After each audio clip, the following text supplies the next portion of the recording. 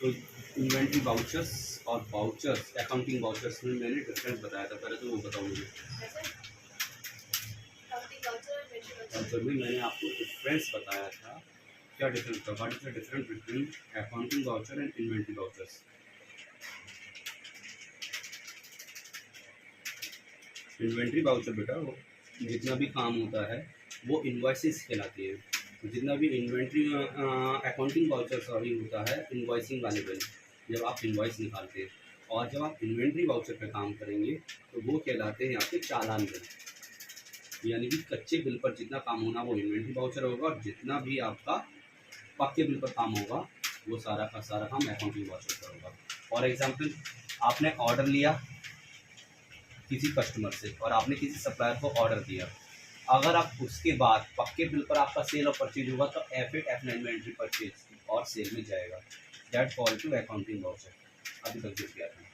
अब अगर ऑर्डर लेने और देने के बाद इसी चीज़ को आपको कच्चे बिल पर काम करना पड़े जिसे चालान बोलते हैं, तो वो एंट्रीज पास होंगी डिलीवरी नोट और रिसिप्ट नोट।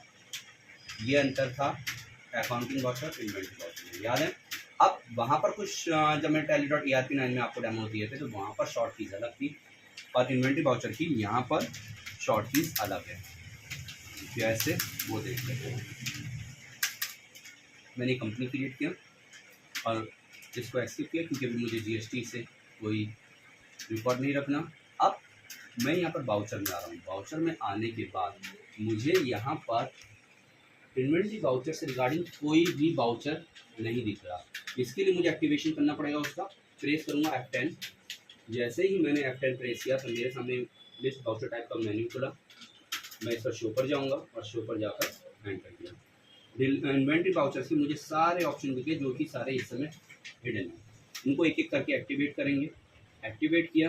लेट सपोज मुझे ऑर्डर कस्टमर ने ऑर्डर दिया तो मेरे लिए सबसे पहला ऑप्शन होगा सेल ऑर्डर। मैंने इसको एक्टिवेट किया, ये कुछ एक्टिवेट ना हो, मैंने यस एंटर प्रेस करके एक्टिवेट किया और एक्टिवेट करते ही यहाँ पर सेल ऑर्डर एक्टिवेट हो गया। अब बस पार्टी नेम ऑल सी पता ही है, कस्टमर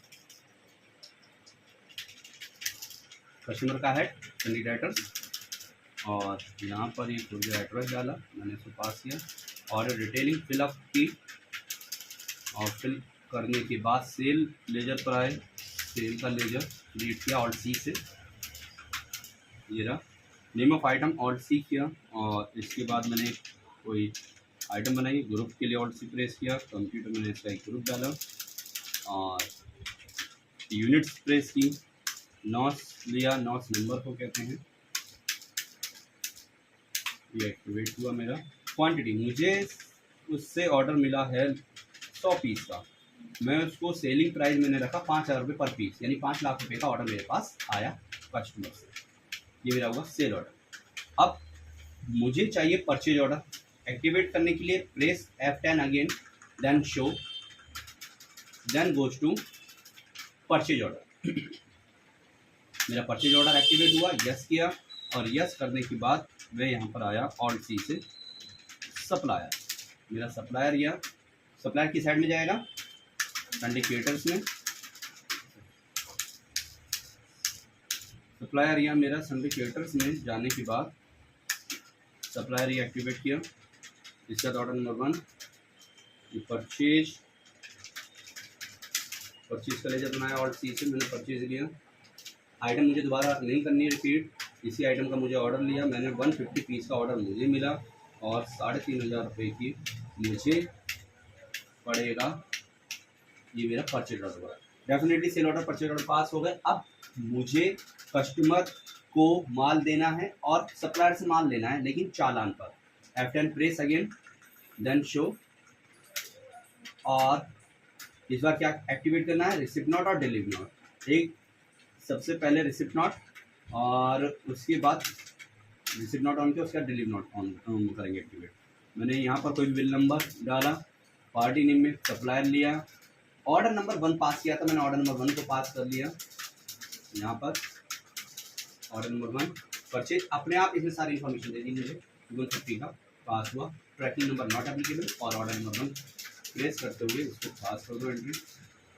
इसके बाद F10 press again, then show, और कौन सा करना है, डिलीवरी नोट, क्योंकि मुझे चालान पर बिल माल बेचना है कस्टमर को, किसको देना है, कस्टमर को। कस्टमर का ऑर्डर नंबर 1 है, एंड ऑफ लिस्ट।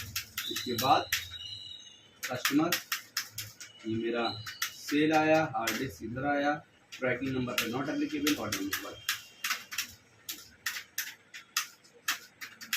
ये हुआ। इसकी डिटेल देखनी हो तो goes to stock summary, then computer, hard disk, पूरी डिटेलिंग आपके सामने।